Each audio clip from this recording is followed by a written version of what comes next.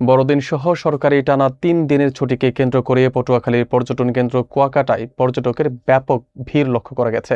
দেশের বিভিন্ন প্রান্ত থেকে আসা ভ্রমণ পিপাসু মানুষের পদচারণায় সৈকত ও আশেপাশের দর্শনীয় স্থানগুলো হয়ে উঠেছে প্রাণবন্ত।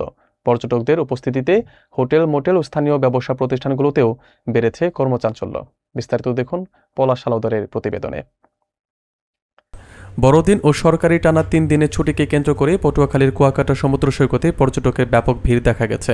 বৃহস্পতিবার সকাল থেকে দেশের বিভিন্ন জেলা থেকে আগত ভ্রমণ পিপাসু মানুষের উপস্থিতিতে মুখর হয়ে ওঠে সৈকত এলাকা। কুয়াকাটার জিরো পয়েন্ট, লেম্বুর বন, গঙ্গামতি ও ফাতরার বন সহ বিভিন্ন দর্শনীয় স্থানে ছিল উপচে পড়া ভিড়। পর্যটকরা সকালে সূর্যোদয় ও বিকেলের সূর্যাস্ত উপভোগ করতে সৈকতে ভিড় করেন। অনেকেই সমুদ্র স্নানে অংশ নেন, আবার কেউ কেউ ঘোড়ার গাড়ি, মোটরসাইকেল ও বিচ বাইকে সৈকত এলাকা ঘুরে সময় কাটান। পরিবার ও বন্ধুদের সঙ্গে নানা বিনোদনের মধ্য দিয়ে আনন্দঘন সময় পার করছেন দর্শনার্থীরা। পর্যটকের চাপ বাড়ায় কুয়াকাটার হোটেল, মোটেল, রিসোর্ট ও রেস্তোরাঁগুলোতে বেড়েছে কর্মচাঞ্চল্য।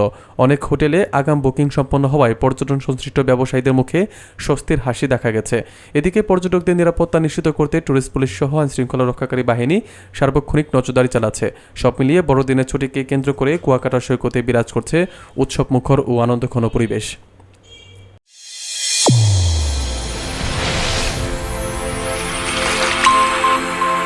চ্যানেল A1 হৃদয়ের স্পন্দন।